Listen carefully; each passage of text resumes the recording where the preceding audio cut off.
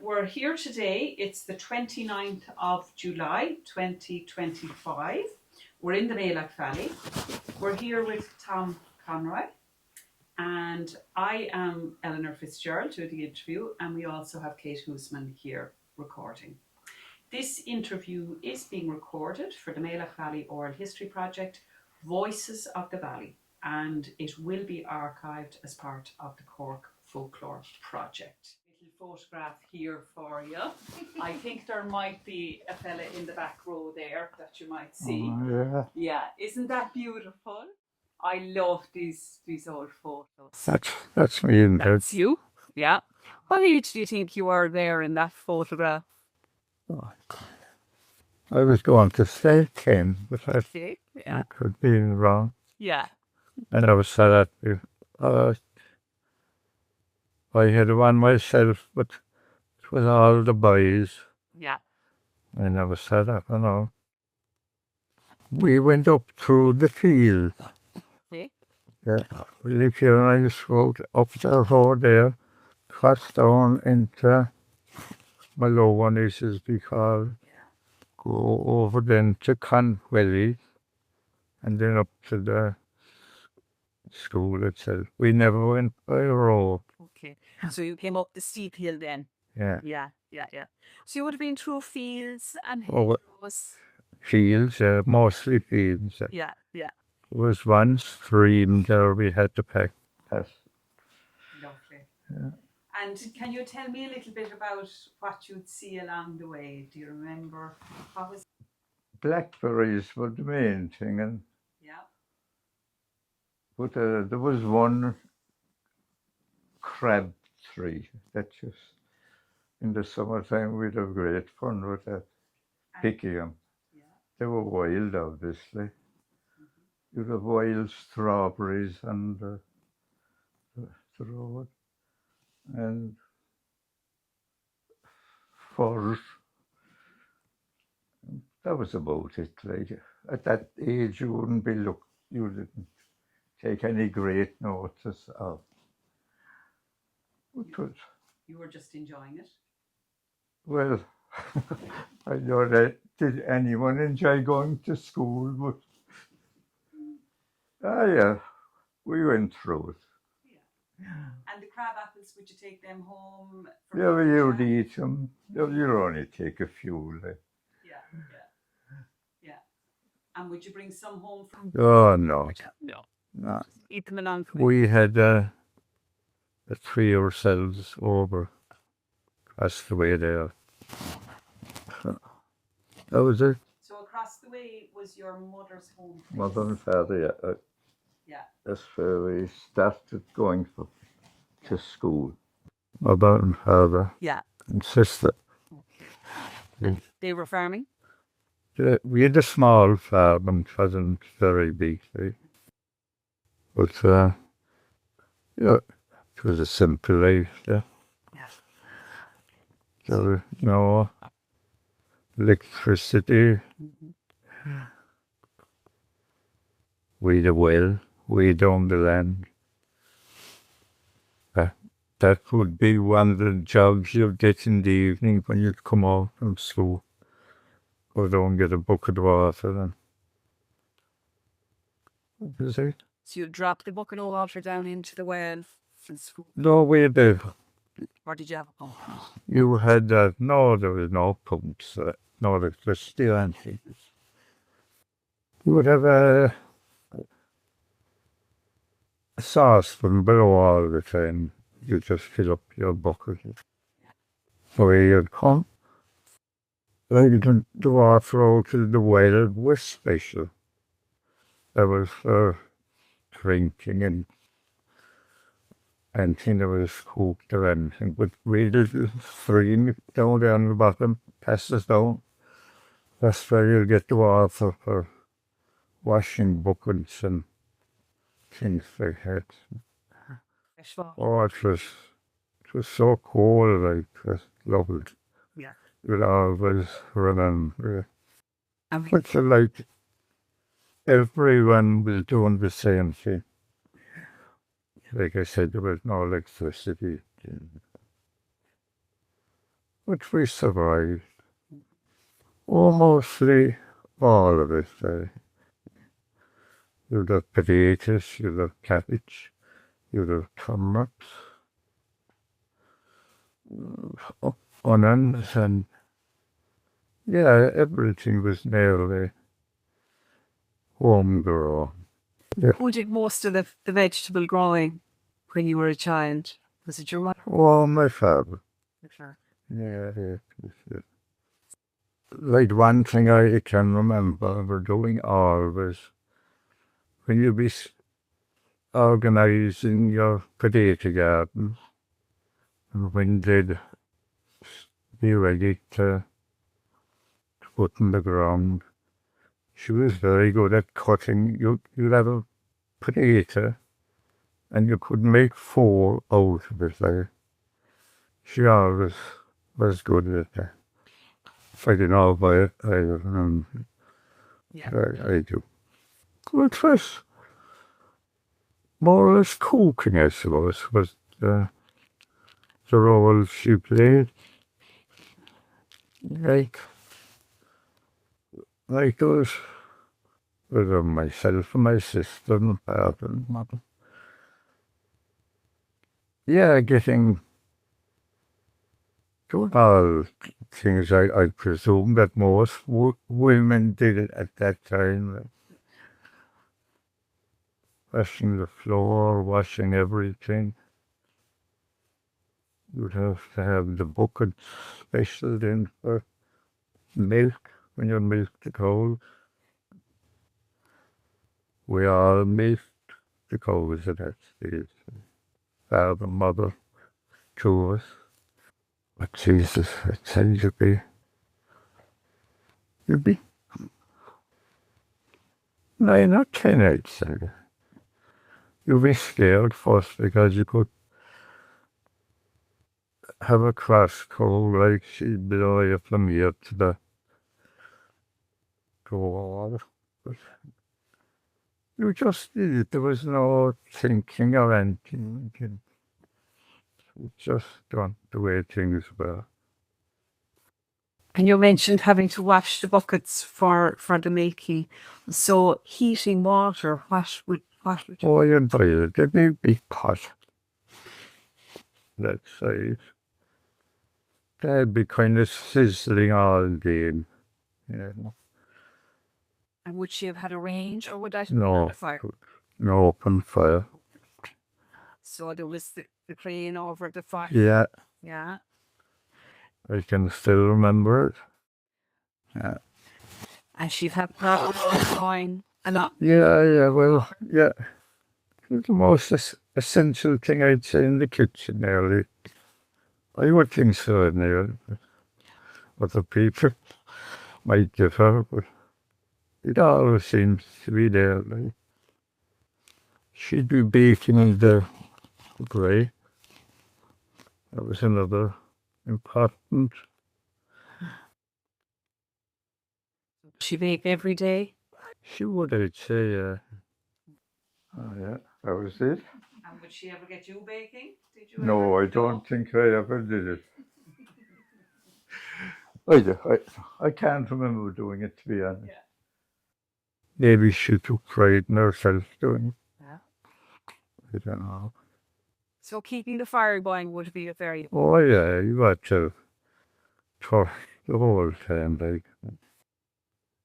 That was a big event too, cutting the turf. Everyone contributed. When she'd bring out the tea dinner during the day, it was lovely having it out there. It was a good time, but we know nothing else, like. We know radio, papers, or anything like that. So it was very little distraction. Very little, yeah. We hadn't much to play with. You'd get toys at Christmas. Then I can never remember getting toys just for getting it. you kind of feel anything you found, you know. No, very simple, very simple. You could spend a half a day down in the river, just making your own game of it. Oh, there were eels were there. You have very small trout. I think the biggest I ever saw was about 3 inches. But when you go down into the main river, going down, it was packed with them that time. And no. And would you have gone fishing? Oh God, I did. Later on, I did a lot of trout fishing there. I came home from school one day, and I had a relation from Waterford. He was down in Lismore. That's a big country for fishing, and he taught me how to fish. I came home one evening, started fishing, and I caught 64 trout. And they were trout about in one evening. Yeah. It was around the valley, giving everybody's house on fish. We were feeding the masses. But then silence came in there. Things changed for the worse. We know through. Like fertilizer came in when we started first. There was, I don't think we ever bought much fertilizer. It was always the dung from the cattle. You'd store that over the winter. That was usually. But then as we progressed, as we say, everything was flowing into the river. That's my opinion. So farming has changed. Oh my God, stop. That's the way it was. My father was interested in sport, and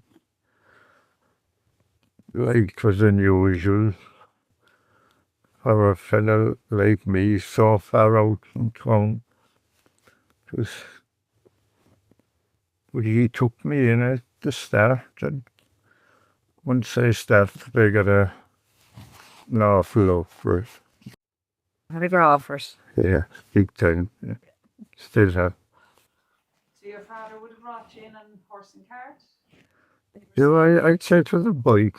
Bike. And the barrel of a bike. Like. That was the main mode of transport. And like I say, I got a love for it. It became literally my life. But I'd watch any sport, like. Yeah. And I liked them all. But I was lucky, at that particular time, sport was starting to take off in Bantry. During the 50s, the 40s, I don't think there was even a club here. It was a kind of a group came along, and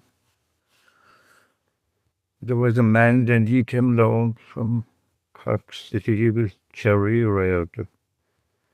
He won 4 or 5 All-Irelands with Cork. He was working in the custom. And he took over for the training of. There was no such thing as training before that. To me, he did a lot of work for it. And at the same time, then, young fellas were going away to college, either to Fadden Feathers or the Miners. And when they came home, so we were idolizing them. So half of them were worse than us. Yeah, it kind of all moved along together. So we had great years after with Bantry. Best years of our life. Oh, like I said, my father was, he fierce man for following sport. It, it didn't matter what it was, rugby, soccer. Yeah, he never stopped me. Never stopped. Oh, she got boots. She was to mine. Yeah. Yeah. But when I started playing first life, you could play in your short pants, they'd be black or white. They weren't into togs at that time, or socks either. Like if you had a pair of boots and if you wanted to play bottom or bring a football, it wasn't that expensive. Then the fancy bags and the tracksuits came. Like the farm, you just moved on to another. Yeah. Or you trained them. Yeah, you trained the toys you brought with you. That back, I remember. How would I explain to them? You know, when you came out from town, do you know about the creamery, the old creamery? There was field just above there. What was the name? I'm not going to think of it in a minute. That'd been around Jerry Daly's farm there, would it? Yeah. What did I have? The Crock, I think it was called. Crock. Yeah.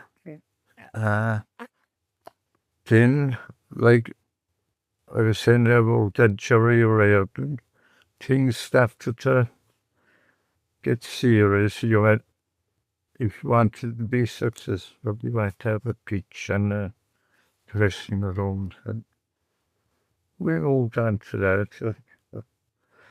I remember I'd taken my own gallon of water for washing after, like,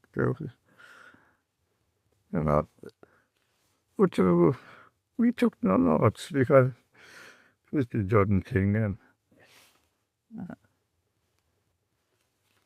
yeah, that was about it. So it was a really important part of. Oh, guys, just, yeah. Yeah. I just loved it. Yeah. Still do. A little bit about, I know you worked over the years for the ESB. Oh, I spent 50 years with them. And how did you get into that? How did I get into it? Will I tell you on that? Ever since. Remember, no, are there any either? There was our forces here, DFC years. Yeah. I, like every young fella that time, doing good money in it, went or joined it. But I was in my 20s, I suppose. And I was working with a contract at that time, small contractors that had a lad for all you were doing was mixing concrete and all that.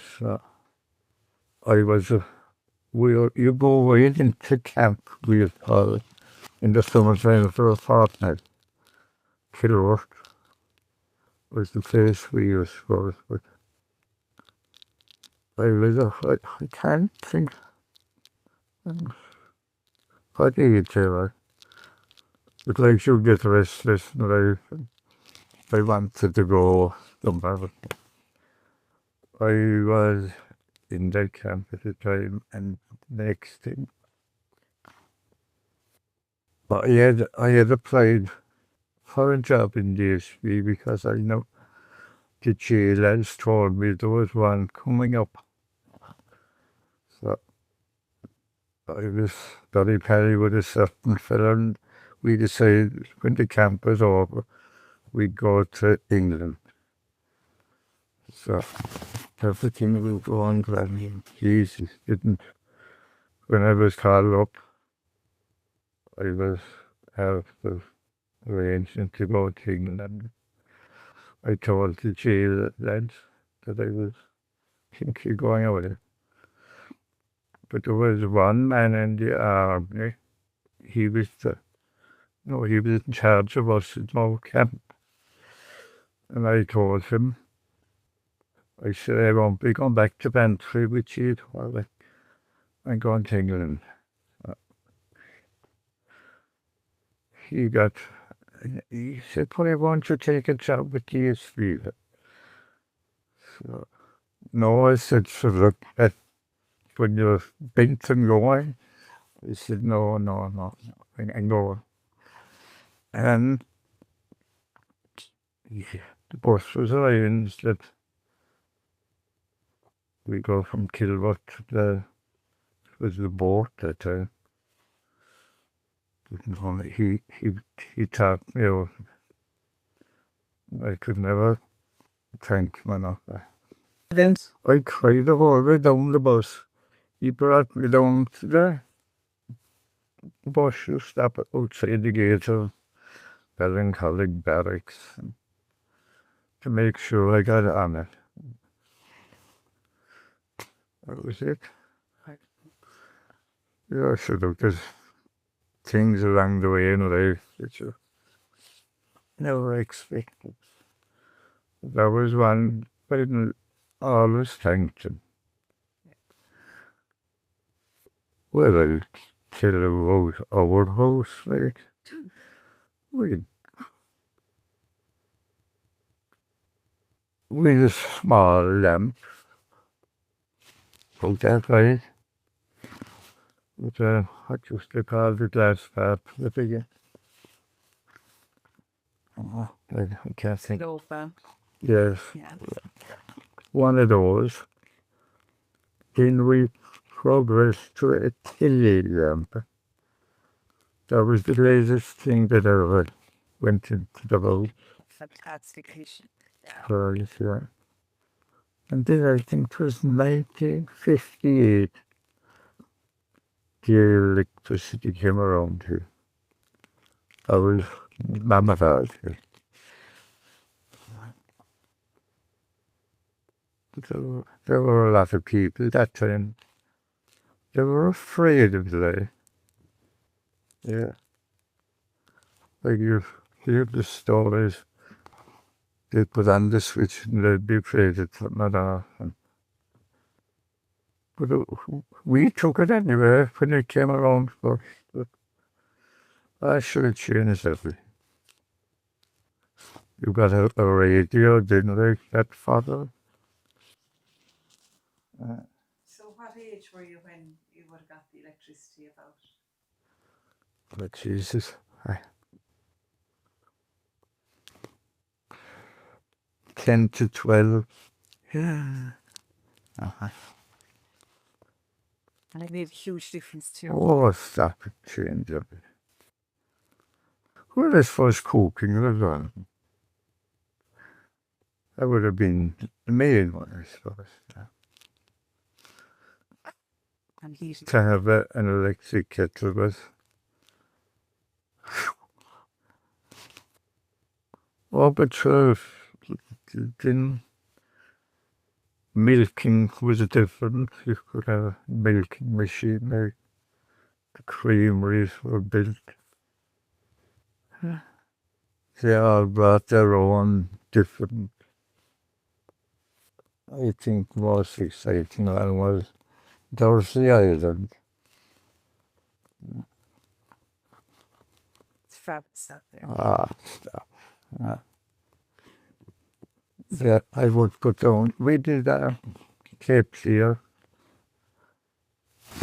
Sharkin, Molly.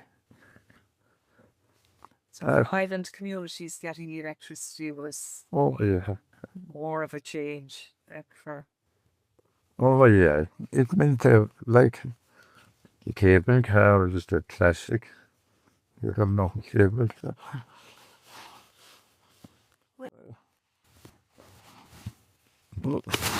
Well, you come in the villages and the thing, they were the last to get it. I don't know why. Yes. Yeah, but I said Jack Lynch was the man responsible for doing those. That was how it is. Yeah. Or they built it as ESP, like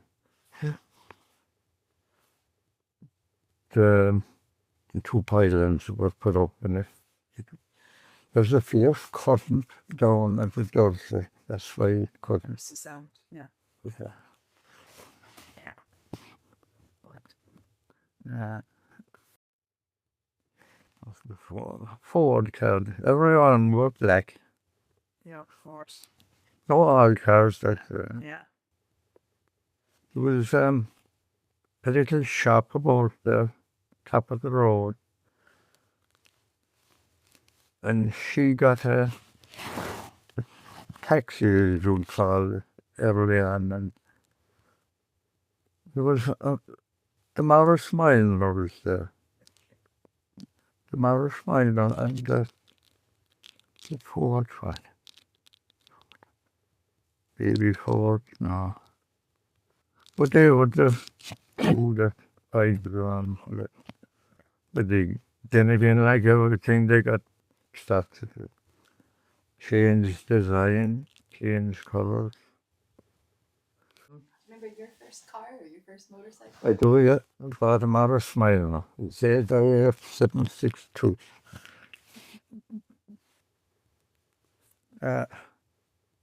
Bought it in Barry's. Where would you have gone to with your new car as a young fella? What was the Well, it meant we could go for more sporting events. Was really good. It gave great freedom. All got changed, is it? Changed everything. I know a great days in one, but great. There was no hustle or bustle. Like I'd take my father, would be need a friend. He was the lad that I was saying about had his wife at the taxi. He was nearly always go with us. You'd have 2 or 3 pints, then after you'd take them home, then you'd head out for the night. We were moving fast. And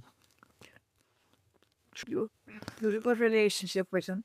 oh God, you had to. Yeah. My mother then would go to a final, but she didn't, as she'd be afraid I get injured.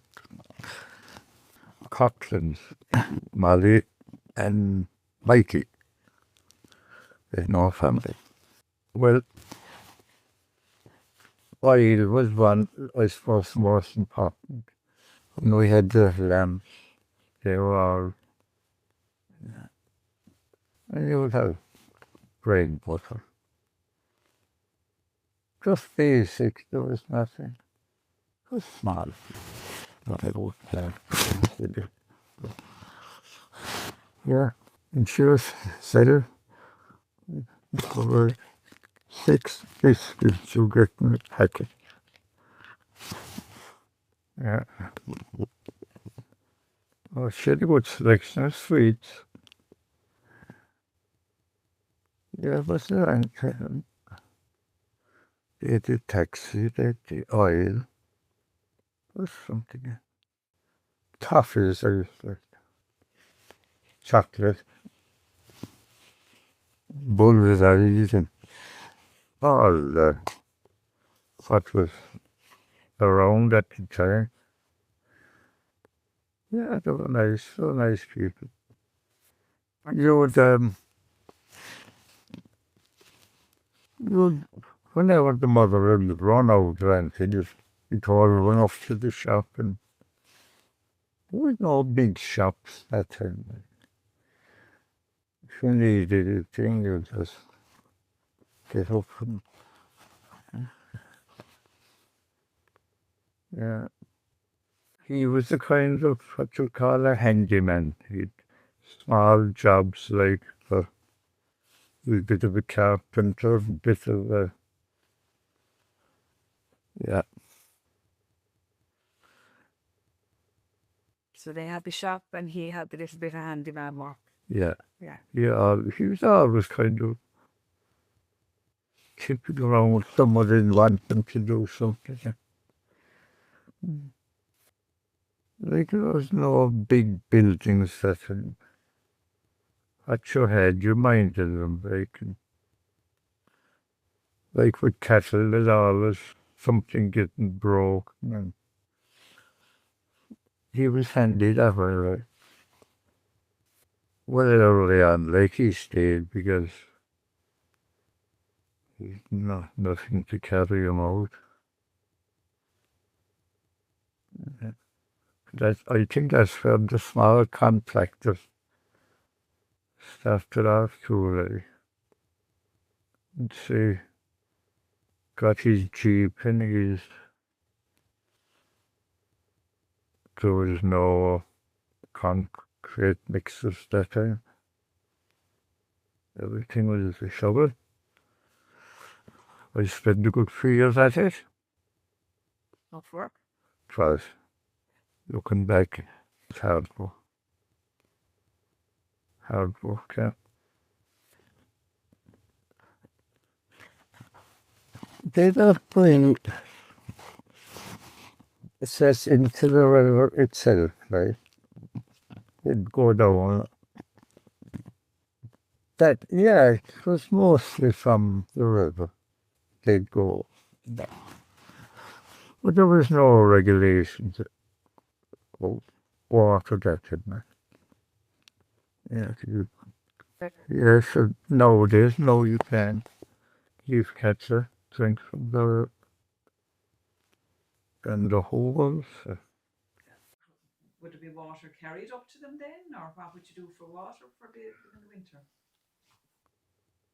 There again, when they get milk in the morning, they go out. The first place they'll go is the river for water. They go back to that maybe 3 or 4 times a day. Or they used to. Yeah, you'd never bring in water at night from like this year. So. Yeah, the first place they go in the morning is for water. There was three families of us who walked up, like I said, in the path. Coming out, going or coming out, whatever, who'd have the most nests during the summer. So we'd be scouring the ditches and pretty good fun. Would you know the difference between a wren's nest and a rabbit? Oh God, yes. I think the rain makes it's fantastic. What birds can do. I suppose the pigeon is the worst. But tell me about the wren's nest. It's made of moss.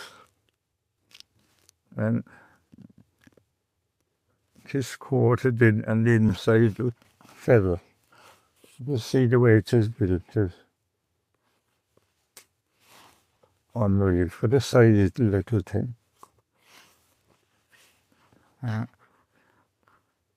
We just love to get the rain. It often makes nice smell.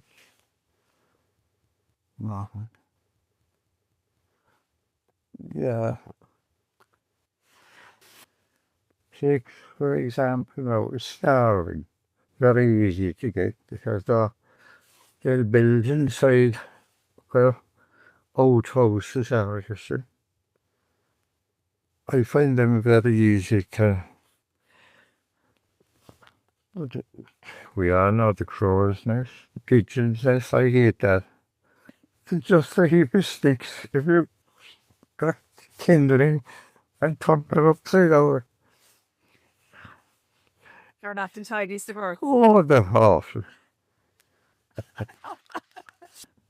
So you enjoyed seeing the bird's nest as. I do. I love them. Yeah. Love them. And anything else you remember out in nature as a child? Would you have gone catching rabbits? Oh God, that was a special heart. Tell me about that. Well, the only way I used to have them was you snare them as the same wolf. Do you know the wire thing that for catching them? But it's an art in itself, like, because they're hot. You must have it set where he lands, right? The way that how would you say, maneuvered around, like going out a gap now is a great place to catch them. Yeah. I reckon they're very intelligent animals. Can we read, but I thought they were when I was growing up. It was a case of Huygens, the foxes, then you snare foxes. But you tried everything in the country, like, there's nothing else to do. We kind of made our own, get your own fun. So you described, yeah. There was one girl one morning, she was running. And like that, some fella was after setting a trap, right, out there. The thing for catching the. Did you see it? You see the wire mesh for that? For a snare. Yeah. Yeah, my father taught me not. Oh, well, yeah. But the poor girl, her foot went into it. She got an awful fall. But that's one thing I remember out of that. If you had a sore, say, in your leg or they'd make their own, what do they call it? They'd make up their own dressing, bread and lighting hot, I can remember. If you had a boil now or something, do you remember boils? Yeah. They're not there now, but thank God for that. And which there were people were good at it, right? Going to a doctor was kind of a last resort. You wouldn't have the money. We used to call it goody. Do you ever hear that word? Hot milk, you know what I mean? Hot and white bread. You get that going to be. I can remember that. But I suppose they had their own way of fixing a broken finger. Yeah, can make their own kind of protection. Yeah, like going to a doctor was a kind of a last resort. Yeah. I remember one time I had on a tour there, I got caught in a rock. It was sticking up. And that time in the summer, we'd never wear shoes. So I was out of the question. But I got very festive. And eventually he was taking me in. And we were outside the gate of the doctor's for the bus.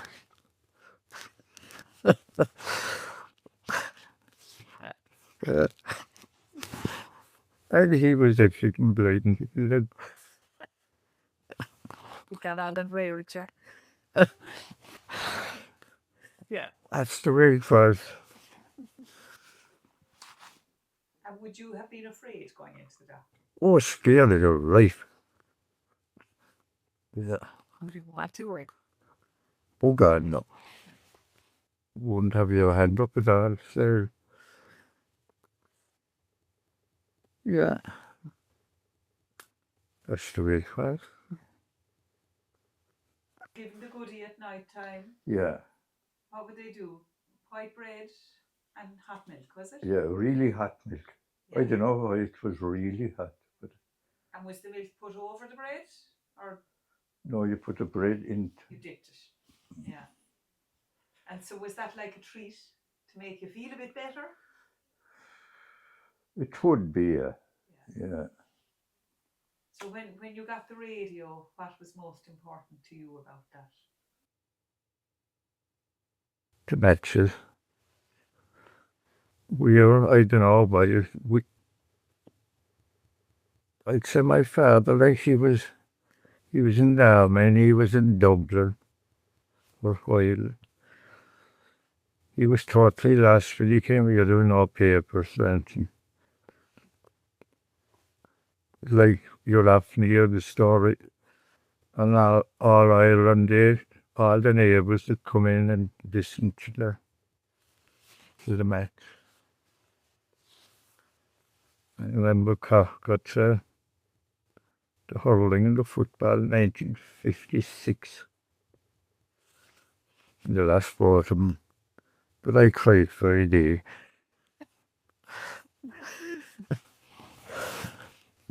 Jeez. That fellow I mentioned a while ago is my father now, Mikey Cronin. He used to come down one night a week. There was a labouring man above with Willies. He'd maybe come twice a week. Yeah, he would have it 2 or 3 nights a week could have someone in there. Did you enjoy that as a child, sitting, you'd be listening? Oh, yeah. But you know, nothing else. I'm always, yeah, you don't say it. Well, like you asked the question, what would your mother be doing at daytime? Like, if you're working in a field, say that quarter of a mile down, she'd put out a towel, a way of communicating that they did on her radio. In the threshing machine yard had it in. Around here anyway, they'd put out a big sheet up there, 3 or above, rather than go around and tell her I'm threshing tomorrow. They'd always way of saying it. It was nice. Yeah. Yeah.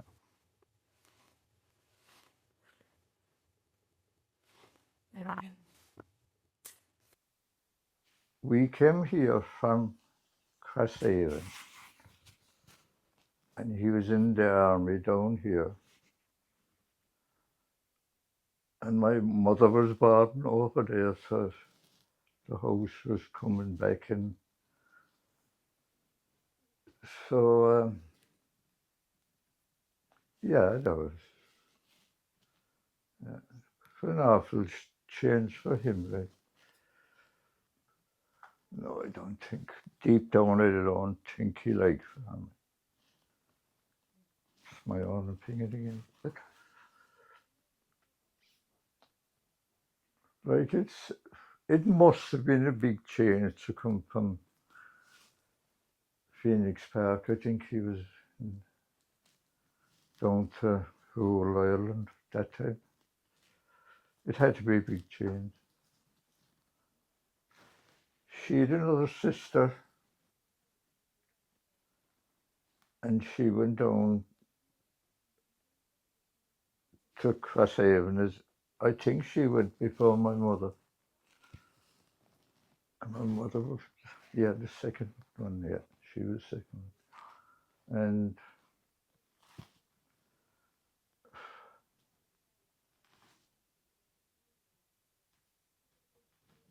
her partner and my father were buddies, like, and it said blossomed into a marriage, and never spoke a lot about it, or I never really asked. So your father was stationed in the barracks in Crosshaven? Yeah, Fort Camden. Yeah. It's a fabulous museum now. It is. I never went, and I meant to for the last 4 or 5 years.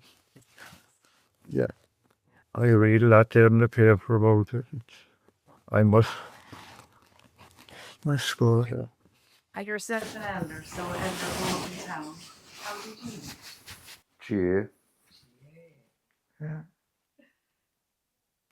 So GA was a very important part of the social network. Oh God, was it? Oh yeah. I said we'd have been lost only for the girl. She was a wonderful person. That I was lucky to meet her. We're 53 years together now. So look, we did it all. And so, would you have any memories of people emigrating and what happened around that? And I can remember,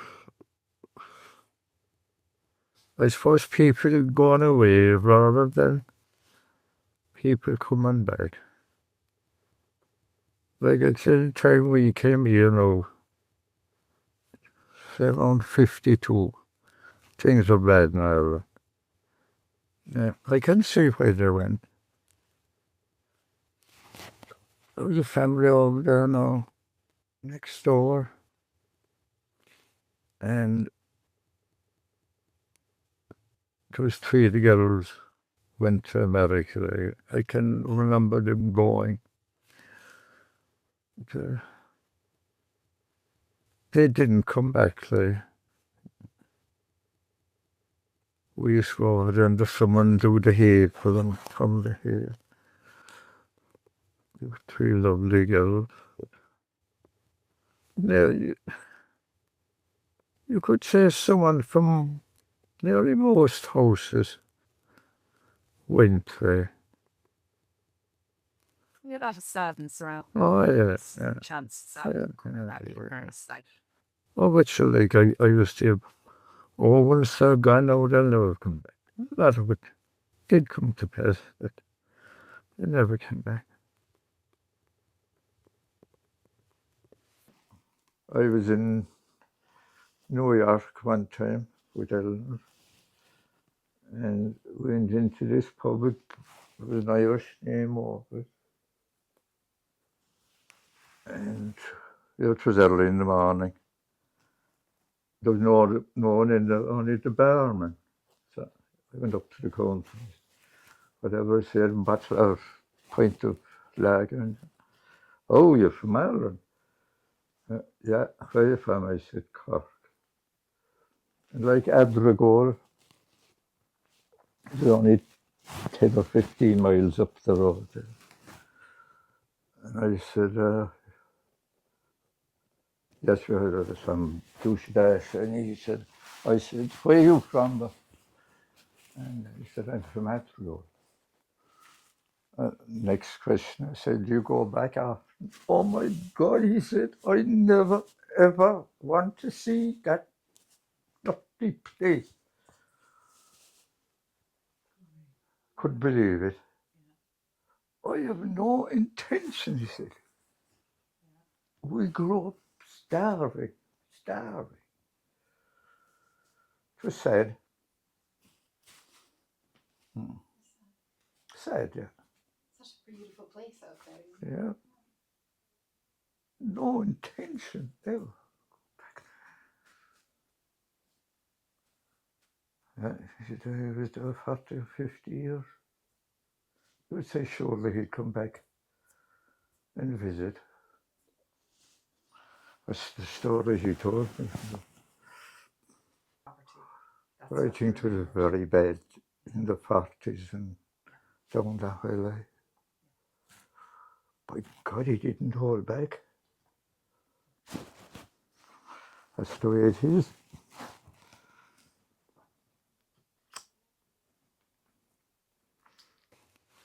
Oh God, it is. This was a great field here for myself and the father would come down, we'd stand at the gate below, and he'd be about, he or she was about 20 yards. That was a meadow. And I was going, but you hear her, the creaking, it was lovely. We'd stand there for maybe an hour, half an hour anyway. And the piercing noise going through your ear. Not anymore.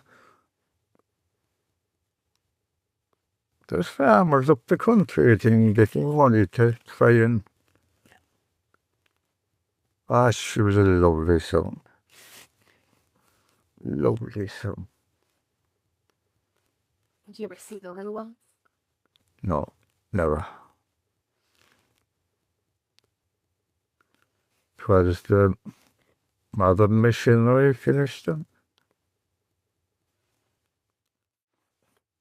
2 foxes, like one there and one there. That's the... Oh, what do you think is the charge when you heard the foxes? I don't know, we were always, growing up, you were more or less told they were bad at them.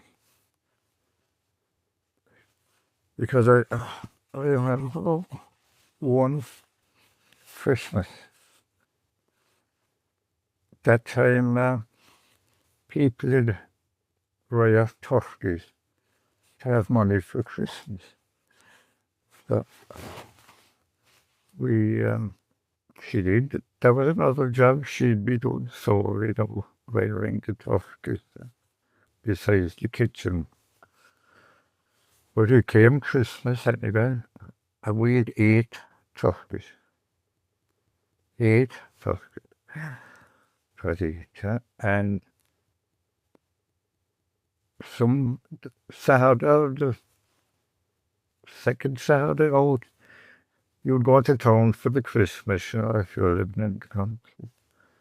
So when we came home, when the 8 turkeys didn't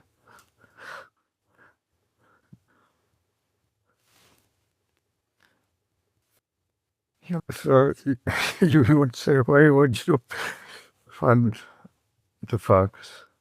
Like if he killed one and took it away, but it was a sad sight. You're cool. Oh, she was devastated. Devastated. You mentioned going to town for Christmas. Oh God, yeah. Tell me what happened when you went to town for Christmas. What did you get? You go in the horse and car first, and with no other transport. There were certain places in town. You used to have rings in the wall. You could try the horse and car. Go in and do your shopping. When you're ready, you came home. And then in the horse and car, things you wouldn't have during the year would be when you'd be looking sweet cakes and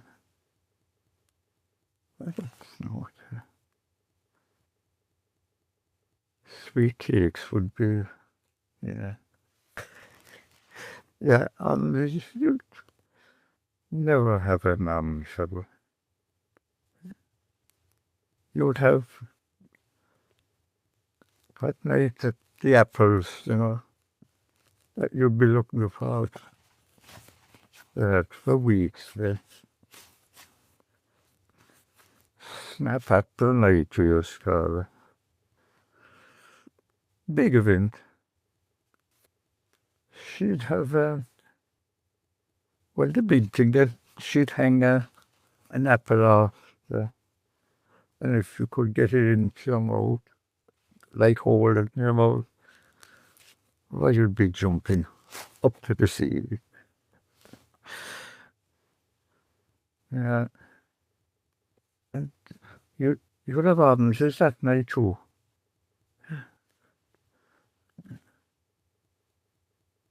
Oh God, you'd cherish them. You'd catch an apple on your throat. You wouldn't get there. And would your parents have had apple trees? We had one. But like I believe long ago, every house had an orchard. But I can remember, what I can remember when I came back, there was only one. So nice. We had a lovely road, not what am I say, gooseberry tree. And there was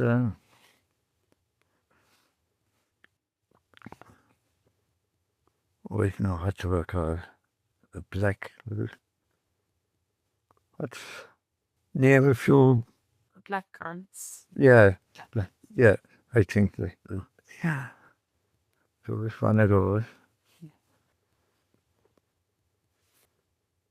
There was a fellow about, as you get near the school, there was a house. Conway. He was a nice man, but he was fire. He had about 10 apple trees. And we used, certain times in the summer, we'd get an idea with Robert. He'd be out and to hear it. What names he called. Which was pure development, so we only threw him away after. It was a shame. And the girls were quite good at it too, yeah.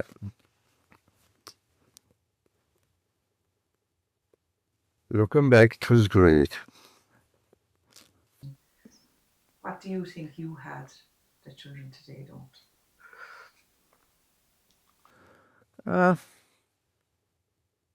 Freedom.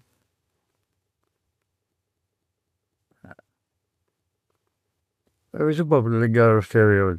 I was working DSP at the time. And on the national show, you come out from school early. And I was working with DSP.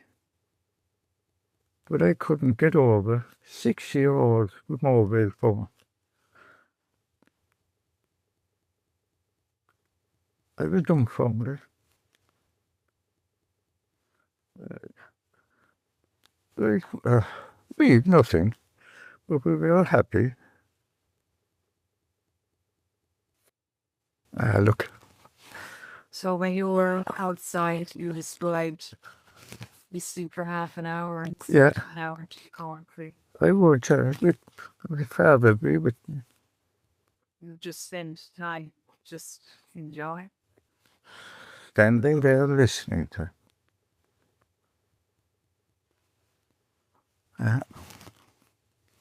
Don't print out that. But that's the way it was. I'm telling it as I. Full agreement, Richard, now? Full agreement. Yeah. I suppose I didn't take any notice, but I was very disappointed there with man too long ago when the elm vanished.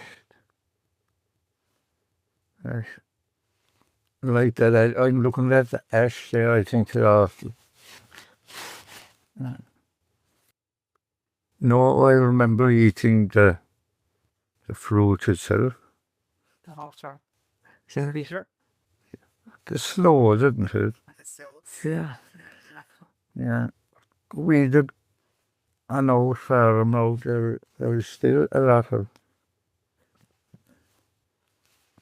I tried the wine there once to make it slow, and I thought I did everything right.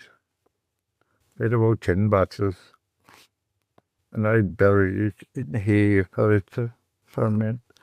When I went back, every cork was out the blood.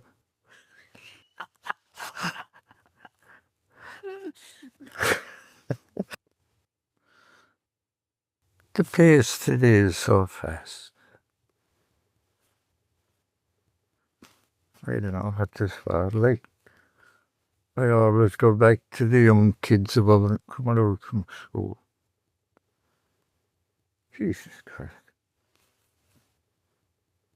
It doesn't add up to me, you know. They're watching what they like on television. Like we grew up innocent.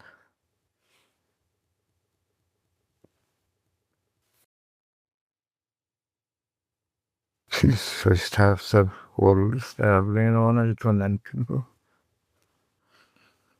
Ah, look. We're lucky wherever we live.